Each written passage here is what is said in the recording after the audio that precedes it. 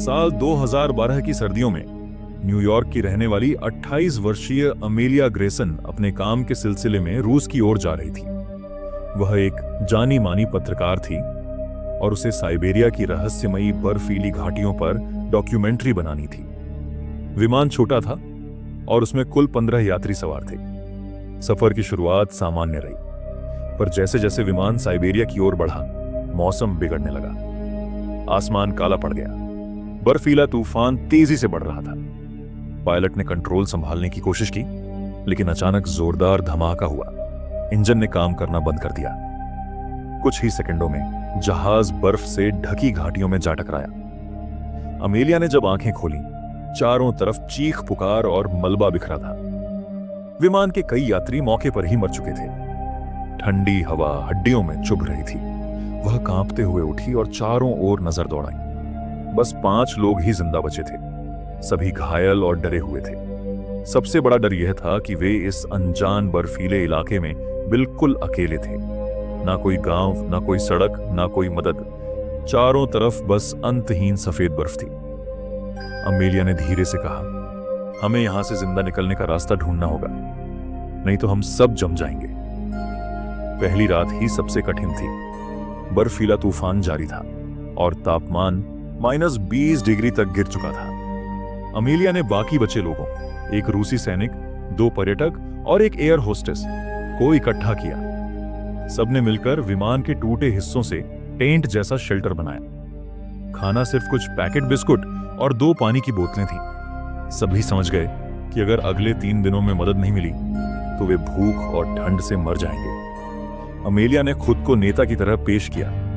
उसने सबको शांत करते हुए कहा, घबराओ मत, जब तक हम साथ हैं उम्मीद जिंदा है। उसने मलबे में खोजकर फर्स्ट एड बॉक्स निकाला और घायलों की पट्टी की। लेकिन असली चुनौती आग जलाने की थी।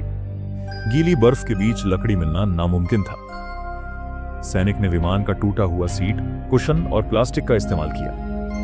कई घंटों की कोशिश के बाद एक छोटी सी आग जल उठी। उस आग ने सबको थोड़ी राहत दी। रात को भूख से सबका हाल बुरा हो रहा था।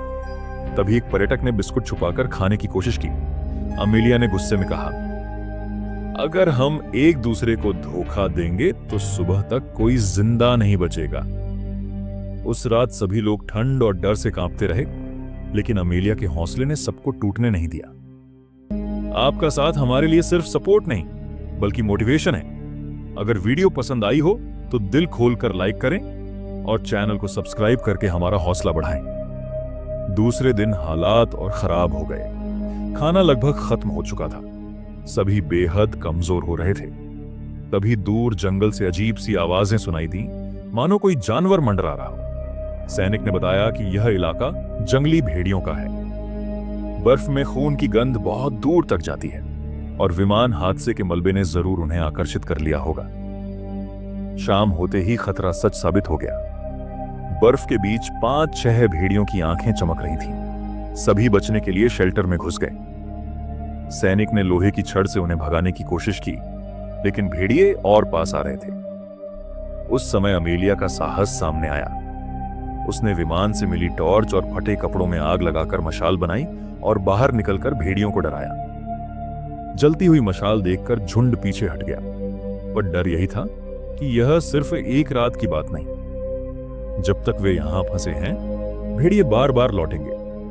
अमेलिया जानती थी कि अगर जल्द ही मदद नहीं मिली तो भूख और जानवर दोनों ही उनकी जान ले लेंगे। तीसरे दिन सुबह आसमान थोड़ा साफ हुआ। अमेलिया ने निर्णय लिया कि अब मदद ढूंढने निकलना ही होगा। सैनिक उसके साथ जाने को तैयार हुआ, जबकि बाकी लोग शेल्टर में ही रुके। दोनों ने बर्फ में कई किलोमीटर तक सफर किया। रास्ता बेहद खतरनाक था। कहीं बर्फ की दरारें थीं तो कहीं ढलानें। चलते चलते सैनिक की तबीयत बिगड़ने लगी, लेकिन अमेलिया ने हिम्मत नहीं हारी। आखिरकार घंटों की मशक्कत के बाद उन्हें एक पुराना लकड़ी का केबिन दिखा। अंदर जाकर देखा तो वह खाली था, लेकिन उसमें सूखी लकड़ियां और कुछ डिब्बाबंद खाना रखा हुआ था। यह किसी शिकारी का छोड़ा हुआ आश्रय था। अमेलिया ने जल्दी से आग जलाई और सैनिक को गर्म किया। उसके मन में अब एक ही ख्याल था, अगर वह बाकी बचे लोगों तक इस जगह का रास्ता पहुंचा सके तो उनकी जान बच सकती है। अगले दिन अमेलिया वापस मलबे तक पहुंची और सभी को केबिन तक ले जाने का आग्रह किया। हालांकि सफर बेहद कठिन था, लेकिन उसकी हिम्मत और नेतृत्व ने सबको आगे बढ़ने के लिए मजबूर कर दिया। रास्ते में भेड़ियों ने फिर हमला किया, लेकिन इस बार सभी ने मिलकर मशाल और लकड़ी के डंडों से उन्हें खदेड़ दिया। घंटों संघर्ष के बाद वे केबिन तक पहुंच गए। अब सबकी हालत काफी बेहतर होने लगी। उसी रात अचानक आसमान में हेलीकॉप्टर की आवाज गूंजी। एमिलिया ने जल्दी से आग को तेज किया और धुएं का इशारा किया। हेलीकॉप्टर ने उनकी लोकेशन देख ली और बचाव दल नीचे उतरा।